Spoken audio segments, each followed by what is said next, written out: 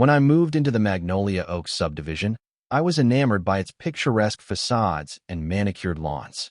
The neighborhood had symmetrical rows of neatly trimmed hedges, pastel-colored houses that shared a gentle uniformity, and sidewalks so pristine they sparkled under the sun. Coming from a cramped city apartment, I thought I'd finally found a slice of suburban paradise in the United States where I could settle down in peace. The very first weekend I spent in my new home was sheer bliss. I wandered the winding streets, marveling at the sense of order that reigned supreme. No weeds in sight, no peeling paint on the shutters, and even the street lamps seemed coordinated in height and style. It was the embodiment of the American dream I'd been saving toward for years. But paradise often has its gatekeepers, and in Magnolia Oaks, that self-appointed warden was Teresa Ackerman, though practically everyone called her Karen behind closed doors. She was a middle-aged woman with sharp eyes and sharper words, known for her unwavering presence on the Homeowners Association board. From the moment I moved in, I sensed she relished her role a bit too much. Sure, the neighborhood looked impeccable, but the cost of such immaculate order was an HOA with a reputation for strict, and sometimes nonsensical, rules. There were monthly board meetings, weekly compliance emails, and quarterly inspections. That first weekend, I hadn't yet seen the iron fist under the velvet glove. I only sensed the faintest hint of tension in the air, as if the entire community tiptoed to keep Karen satisfied. I wouldn't fully grasp her influence until the monthly HOA dues made a sudden, eye-watering leap. It happened about 2 months after I moved into my cozy, single-story house on Lilac Crescent Lane. Life was good. I'd painted the front door a soft turquoise, fully compliant with the official color palette, and was settling into a pleasant routine of weekend gardening and neighborly hellos. Then, one bright Monday morning, I found an unassuming envelope in my mailbox bearing the familiar HOA logo. Nestled inside was a notice announcing that monthly HOA fees were rising by a significant margin, effective immediately. More baffling still was a separate memo, also bearing the official HOA letterhead, stating that the increase was due to improper overuse of communal utilities by certain residents who had caused a budget deficit. I stared at that letter, dumbfounded. I'd heard fees occasionally went up a few dollars, but this was a jump of nearly 20%, accompanied by thinly veiled accusations that some of us were to blame. I'd barely used any communal resources, just the shared gym once or twice, plus the occasional dip in the community pool.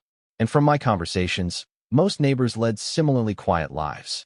Something felt off. As a newcomer, I figured I might have missed a prior discussion or vote on the matter. So I reached out to a couple of neighbors I'd befriended. They were equally puzzled. One woman, Harriet, told me this was the first she'd heard of any alleged budget deficit, and she'd lived in Magnolia Oaks for 5 years. Another neighbor, Roger, said he'd read something about increased water bills, but didn't know any specifics. Everyone seemed at a loss, and they were all pointing to the same source for answers: the HOA board, run by Karen. I decided to attend the next HOA meeting, determined to get a better understanding of why these fees had jumped so suddenly. The meetings were typically held in the local clubhouse, a neat, modern building situated near the community pool. When I arrived, a small crowd was already gathered. Older retirees who always showed up, busy parents who'd only come to ask about a new play area, and a smattering of others who, like me, wanted to question the fee increase. Karen presided over the gathering with an air of near-regal authority. She was clad in a pinstripe blazer, flanked by a couple of other HOA board members who seemed more like her subordinates than her peers. After a few mundane agenda items, landscaping updates, a reminder to keep trash bins out of sight, Karen finally addressed the matter of the fees. She explained that the HOA had no choice but to raise dues because certain residents were dramatically overusing communal utilities, such as water for the pool, electricity for the streetlights, and even the shared clubhouse's maintenance needs. According to Karen, the HOA's operating budget had been strained to a breaking point. She refused to name names or provide specifics, claiming confidentiality. Her tone was condescending, painting the alleged overusers as freeloaders who were jeopardizing the entire community's financial stability. The other board members nodded in agreement, occasionally glancing at her for cues. I felt anger simmer in my gut. I'd only been in the pool a couple of times, and the lights I used in the clubhouse gym were hardly enough to create a budget crisis. Others around me muttered similar disbelief. Yet Karen's words carried an air of finality. She closed the topic with a practiced flourish, ignoring raised hands and stating that the matter was not open for debate. It was in that moment, observing her smug confidence, that I grew certain something was amiss. The entire scenario seemed too abrupt, too unsubstantiated, and, most troubling of all, too convenient for Karen.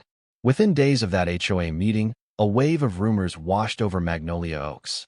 Some claimed Karen had singled out new residents to foot the bill for extra landscaping projects she'd ordered.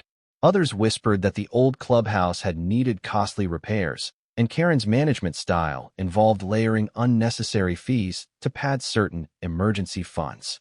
A few even suggested she was funneling money for personal gain, though those accusations lacked any tangible proof. While these theories swirled, the official line from Karen remained unwavering: budget shortfall caused by communal overuse. She repeated this mantra in the HOA newsletter, on the official website, and in every printed notice left in our mailboxes. Reading her bulletins felt like being scolded by a stern teacher for a sin I hadn't committed. I found myself particularly unsettled by one detail. The letter specifically mentioned an unaccounted increase in water usage, something about the pool's filtration system running overtime and sprinklers near the clubhouse staying on too long.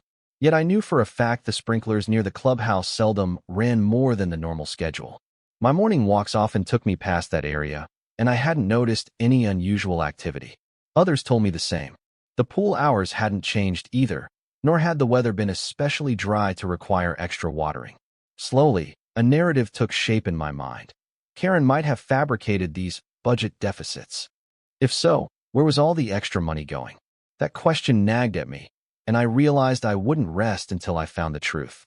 Gathering solid evidence, however, was easier said than done. HOA finances could be intricate, layered behind official documents, receipts, and statements that were sometimes accessible only to the board. Still, I was determined. Karen might hold the official power, but she was about to learn that not everyone bowed to her authority. I decided to embark on a quiet investigation of my own. My starting point was the line item Karen emphasized most: water usage. The HOA's monthly newsletters included some cursory budget breakdowns, things like how much money went to landscaping, clubhouse maintenance, and utilities. I combed through several months of these, comparing the stated water expenses from before the fee hike to those afterward. Sure enough, after the hike, the reported community water cost seemed to spike by about 30%. Yet my direct observations and those of my neighbors suggested no real change in how water was being used around the neighborhood. I needed more detailed data, though. After some digging, I discovered that all water used for the pool, clubhouse, and communal gardens was billed through a specific utility account under the HOA's name. So I requested copies of these water bills from the utility company. Usually, such records are not freely given to non-account holders, but I found a neighbor named Paula, who'd served on the board years prior, still had authorized access to some older records and had the know-how to file a formal request. She was initially hesitant, worried about angering Karen, but eventually agreed to help in the name of transparency. When we got hold of the actual bills for the most recent quarter, we saw that the amount the HOA claimed to be paying for water was significantly higher than the figure on the official utility statements. In short, the newsletters and official HOA updates were reporting one number, but the real bills told a different story, one that suggested we were being overcharged or at least misled about the actual expenses. One data point isn't proof of fraud. Karen could argue there were late fees or partial payments from earlier months, but it was enough to raise a red flag. Paula and I decided to keep going, comparing electricity bills, maintenance invoices, and any other relevant financial documents we could scrounge up. The pattern seemed consistent. The HOA's publicly reported utility costs were inflated well above what the actual bills showed. Yet we still needed to figure out why, and more importantly, where that extra money ended up. As word spread that I was poking around the HOA's finances, some neighbors warned me that Karen wouldn't take kindly to my meddling. Others, however, quietly came forward with their own observations. One neighbor, Dale, who ran a small accounting firm, offered to look at any financial data I could gather. Another, Marta, had heard rumors that Karen had been soliciting bids for clubhouse renovations but never actually contracted a builder. Yet the budget reportedly reflected large sums of money allocated to such a project. It was astonishing how many people had doubts but lacked the courage or the resources to challenge Karen directly. She'd been on the board for nearly a decade, forging tight relationships with certain members while intimidating or ostracizing those who dared question her. Armed with this network of subtle informants, I grew more confident that something shady was going on. Dale and I set up weekly coffee chats, during which we sifted through every piece of financial data we could get. Slowly, we reconstructed the HOA's revenue versus its legitimate expenses. We saw how the new fee increase had led to a sudden influx of funds, far more than the modest shortfall that had supposedly existed. The burning question remained: where did that excess money go once it was collected from all the residents? We found partial answers in bank statements that we managed to glimpse. Paula had some older records, and we even found a few incomplete statements in the clubhouse filing cabinets that Karen apparently forgot to lock up. It appeared that large transfers were made from the HOA's main operating account to a second account, labeled as an emergency reserve. The existence of a reserve account wasn't unusual. Many HOAs keep one. But the frequency and amounts of these transfers looked suspicious. Could Karen be funneling money from the HOA's official account to a personal one, masquerading it as reserves? We lacked a smoking gun, but we were inching closer. The possibility was both thrilling and unsettling. Late one evening, as I pored over spreadsheets at my dining room table, I got a text from an unknown number. Check the clubhouse mailroom after hours. You might find something in the second drawer of the file cabinet. The message ended with a cryptic, "A friend." I showed it to Dale, who shrugged but encouraged me to investigate. The next day, I strolled to the clubhouse when I thought no one would be around. I entered under the guise of picking up a community events flyer, then slipped into the small mailroom typically used for distributing resident notices. Sure enough, in the second drawer, I found a folder labeled Utility Overages, Private. Inside were a handful of typed memos, and signed, but clearly referencing transactions. They detailed monthly transfers from the HOA's main account to something called Magnolia Consultant Services. The amounts mirrored the gap we'd seen in the inflated utility numbers. Clutching those papers, I felt my heart pound. I didn't know who or what Magnolia Consultant Services was, but it smelled like a shell entity. Possibly something Karen set up to siphon funds. This was the most incriminating evidence yet, but it was still incomplete. We needed a direct link to Karen to prove she was behind Magnolia Consultant Services. As I replaced the file, making sure to note every detail, my phone buzzed again with another text from the same unknown number. "Make sure you watch your step. Karen's suspicious you're onto her. Good luck." An uneasy thrill coursed through me. Whoever a friend was, they were risking a lot to feed me this intel. I resolved to double down, convinced now that Karen was orchestrating a grand deception right under our noses. Over the next 2 weeks, Dale and I worked feverishly. We cross-referenced the memos about Magnolia Consultant Services with the inflated budget line items. Every time the HOA newsletter claimed we'd spent X amount more on water or electricity than the actual bills indicated, that exact difference, or close to it, turned up in the memos to Magnolia Consultant Services. We also combed through local business registries, searching for any official listing of Magnolia Consultant Services. Our findings were intriguing. A small LLC had been registered at a P.O. box address in the next county over, with no website or listed officers beyond a generic name. In short, it looked like a shell. This gave us a strong reason to believe that these so-called consulting fees were just a front, the money eventually landing in Karen's pocket. Yet speculation wasn't enough. We needed a direct link. That breakthrough came when Paula, my former HOA board neighbor ally, shared an email chain in which Karen had asked the treasurer to approve monthly payments to Magnolia Consultant Services for utility auditing. The treasurer at the time, who had since left the board, replied with confusion, asking for an itemized invoice or contract. Karen responded that it was confidential and cited ongoing negotiations with the utility company. I nearly jumped out of my seat when I read that exchange. It was as close to an admission as we might ever get that Karen was funneling money to an unnamed entity, supposedly for auditing fees. This, combined with the false numbers in the HOA's public disclosures, painted a damning picture. We were sure now. Karen was scamming the entire neighborhood, pocketing the inflated difference in utility fees by routing it through a sham consultancy. With the smoking gun in hand, I felt a surge of righteous anger. My first impulse was to march straight to Karen's door, fling the evidence in her face, and demand answers. But cooler heads prevailed.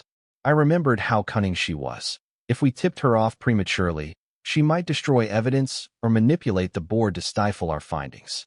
Dale, ever the voice of reason, suggested we organize our evidence meticulously and present it at the next HOA board meeting, publicly. This would prevent Karen from quietly brushing the matter under the rug. If the board was confronted with irrefutable proof in front of residents, Karen would have no escape. However, we had to be careful. I worried about retribution. Karen could claim defamation if our evidence was even slightly off. She might find a way to spin the narrative, especially given her longtime influence. So we spent many evenings polishing our argument, creating a folder of spreadsheets, copies of actual utility bills, and those telling memos about Magnolia Consultant Services. We also prepared statements from neighbors who had helped us gather data. We decided to wait until the monthly HOA meeting, about a week away.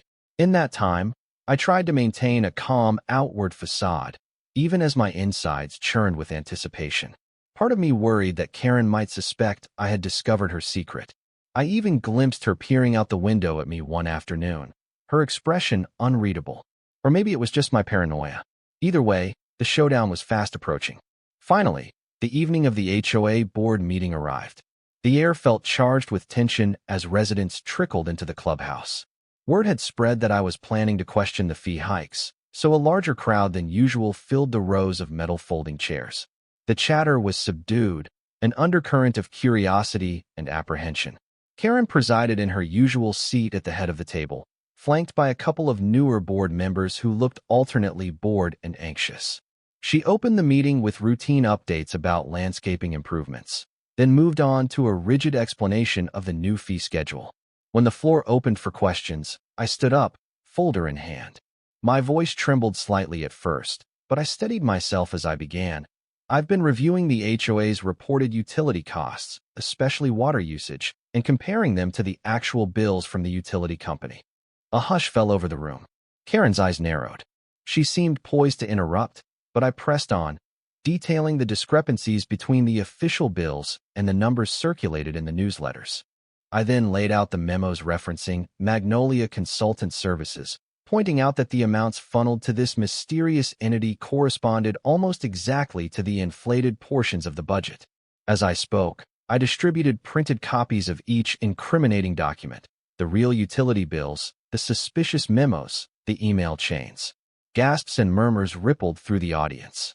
A few of the board members scanned the paperwork with wide eyes, while Karen's face grew stony. She tried to cut me off, claiming the data was incomplete and that I was grandstanding.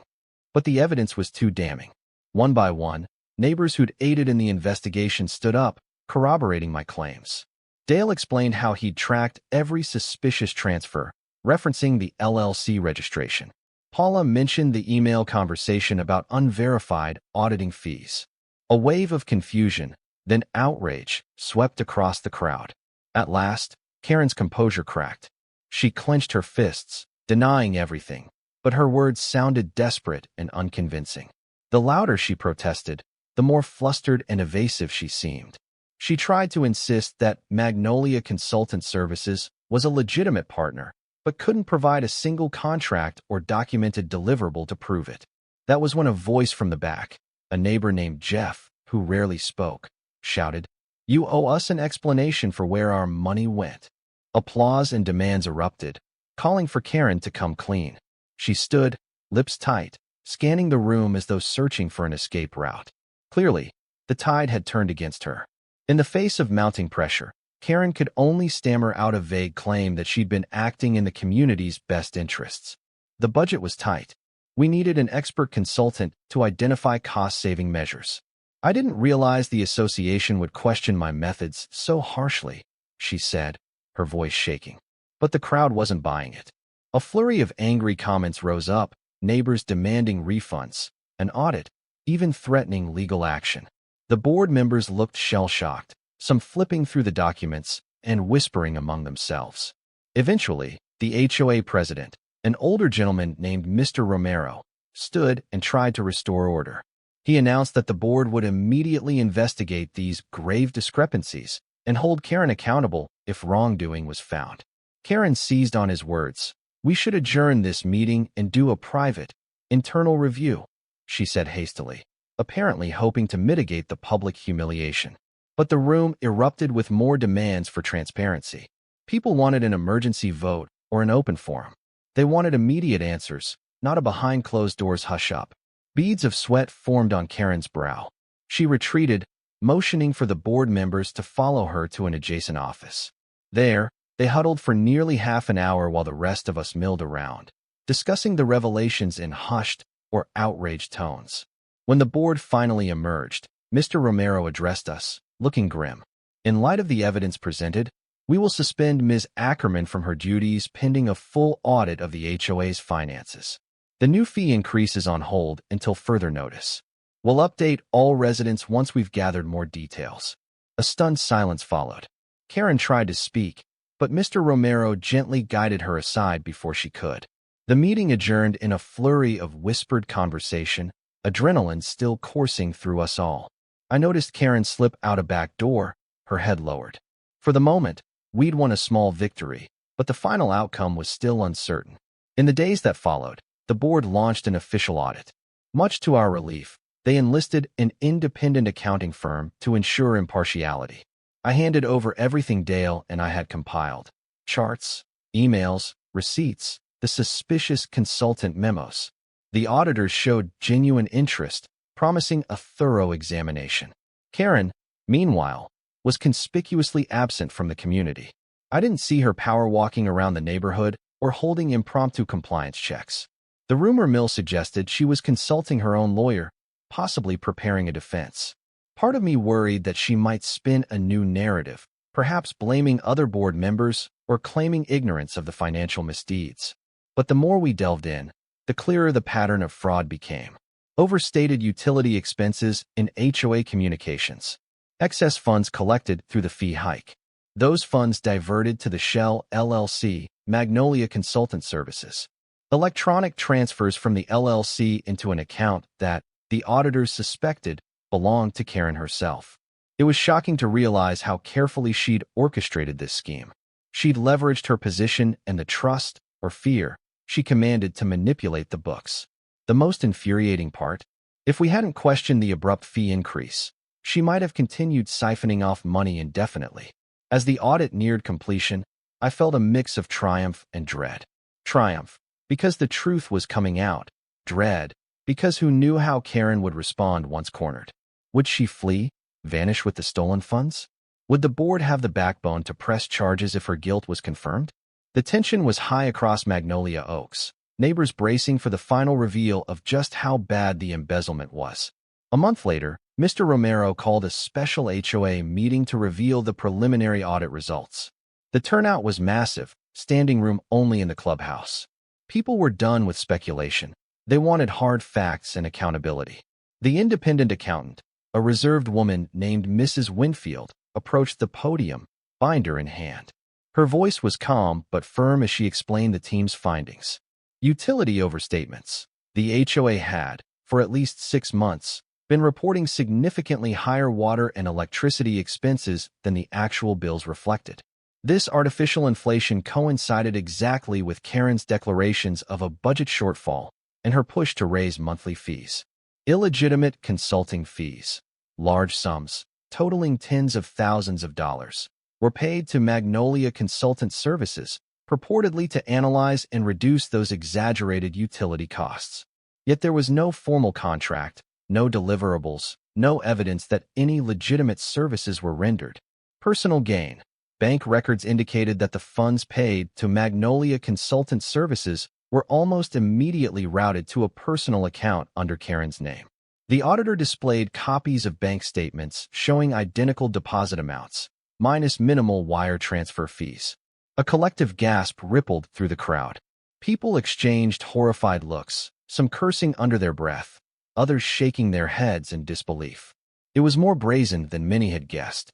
Mrs. Winfield concluded, "Based on the evidence, we can only surmise that Ms. Ackerman orchestrated a fraudulent scheme to divert HOA funds for personal enrichment. The total misappropriated sum amounts to approximately $42,000, though that figure may rise as we finalize the investigation." All eyes darted around, searching for Karen, but she was notably absent. It was as if she'd vanished, leaving the rest of us to grapple with the enormity of her betrayal. The reaction was swift and fierce. Residents stood up one after another, calling for Karen's immediate resignation, if not arrest. Some demanded that the HOA press criminal charges for embezzlement and fraud. Others wanted an immediate refund of the extra fees we'd paid. A few were in tears, lamenting how they'd trusted Karen to manage the community's finances responsibly. Mr. Romero struggled to maintain order. He pledged that the board would take appropriate legal steps to recover the stolen money and that Karen would be held accountable. Someone in the back called out, "Hold an emergency vote. She needs to be stripped of her position." Another voice added, "We need a new board entirely. This fiasco happened on their watch." Chaos threatened to overtake the meeting until Harriet, the mild-mannered neighbor, gently reminded everyone that not all board members had known about Karen's actions. Many appeared genuinely blindsided. It highlighted the problem of one person holding too much control, able to override checks and balances. Eventually, calmer heads prevailed. The board set a second emergency session for the following week to address the membership's demands, chief among them a formal resolution condemning Karen and a vote to remove her from any HOA duties or membership privileges. Another group of neighbors pressed for immediate involvement of the local district attorney's office. As the meeting adjourned in a swirl of heated conversations, I stepped outside, mind awash in the magnitude of what we'd uncovered. The sum of $42,000, and counting, in a small community was significant. People had sacrificed to pay those inflated fees, some living on tight budgets, others trusting the HOA's representation. Karen's actions were a betrayal of the community she claimed to protect. In the days leading up to the emergency session, rumors abounded about Karen's whereabouts and intentions. Some said she'd been seen packing a car with boxes, possibly planning to skip town. Others claimed she was negotiating a deal with the board to repay some funds quietly. A few believed she'd try to worm her way out by feigning ignorance or blaming a consultant for tricking her. The night of the emergency meeting, a tense hush permeated the clubhouse. The seats were filled once again. On the stage sat Mr. Romero and the other board members, looking grim. At 7 p.m. sharp, Karen walked in, chin held high, refusing to meet anyone's eyes. An audible ripple of resentment traveled through the audience. Mr. Romero opened the floor to state the official findings. Based on the audit, Ms. Ackerman is responsible for fraudulently diverting HOA funds. This association will pursue full restitution, and we have also alerted law enforcement. Karen attempted a rebuttal. She claimed she'd been misled by unscrupulous consultants and insisted she'd already returned a portion of the funds once she realized things weren't legitimate. But she offered no paperwork to prove such a claim. The crowd responded with scoffs and angry mutterings. No one believed her. Then, with a trembling voice, she tried to salvage any remaining dignity.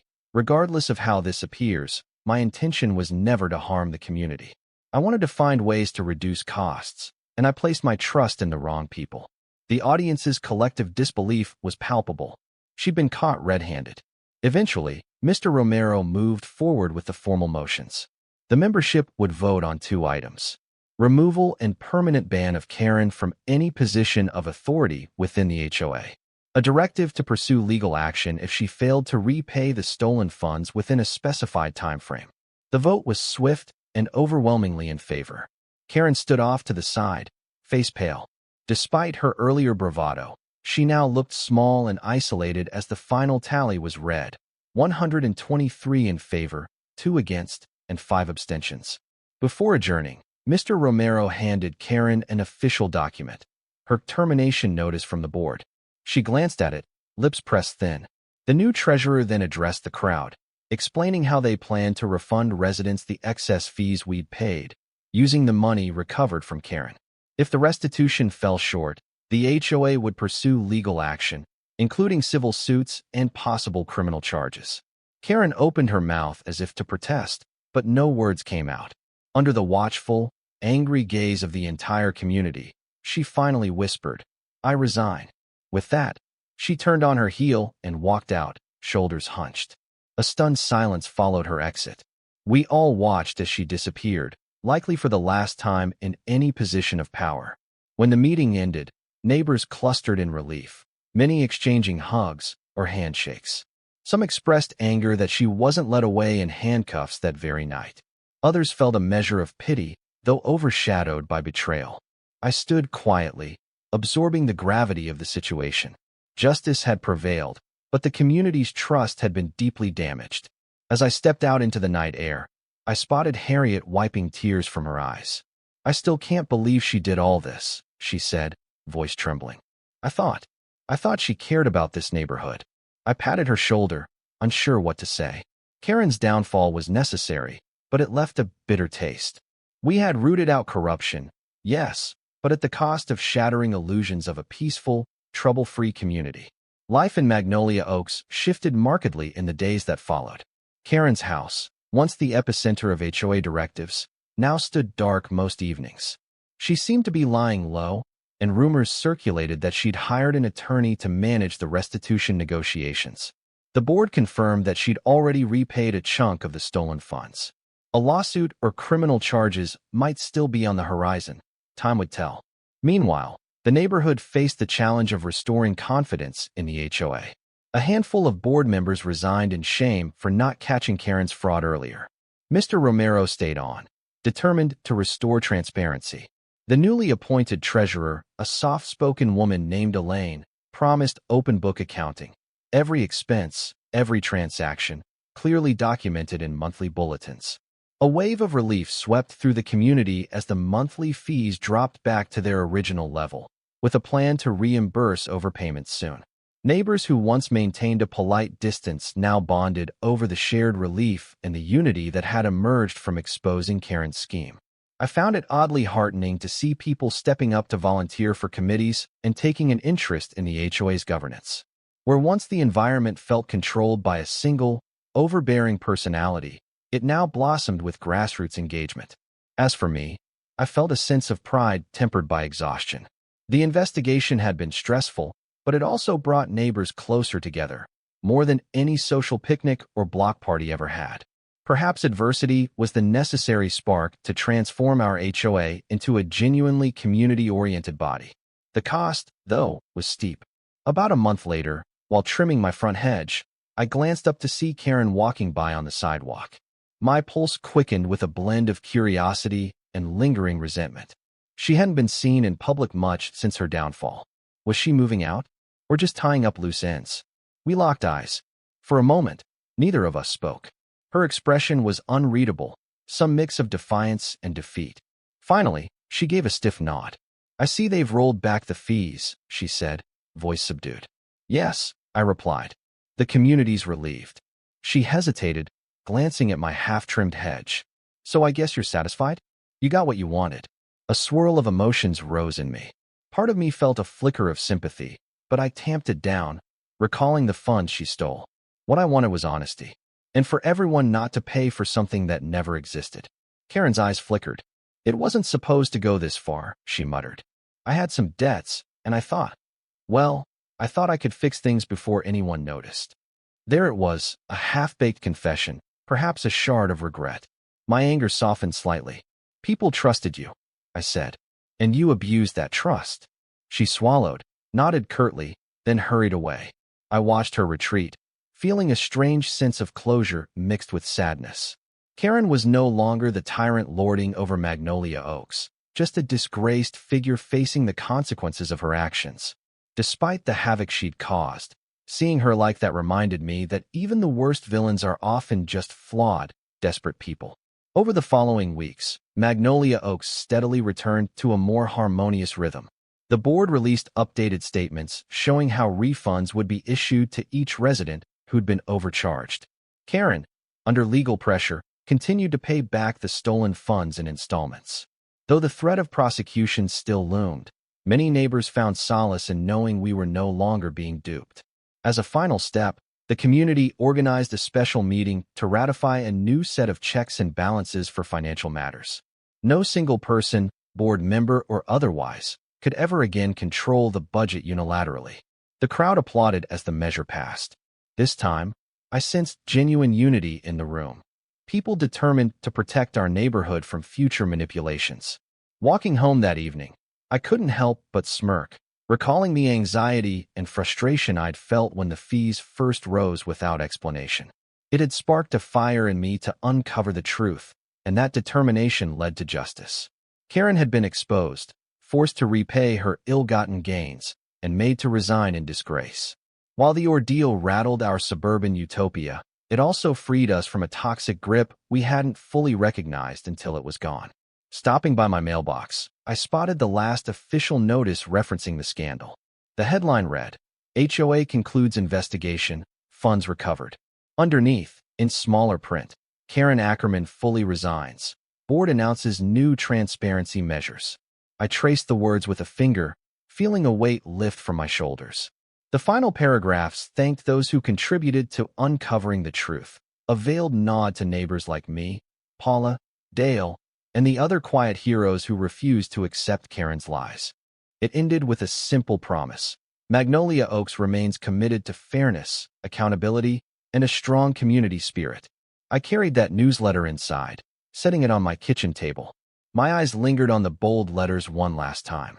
In my mind, I pictured Karen, cornered at that fateful meeting, forced to own up to her deception. With the community unified, her arrogance had no place to hide. Yes, I thought, justice had indeed prevailed in Magnolia Oaks. And if Karen ever doubted the resilience of this neighborhood, she had learned, expensively, that truth, once awakened, isn't easily silenced.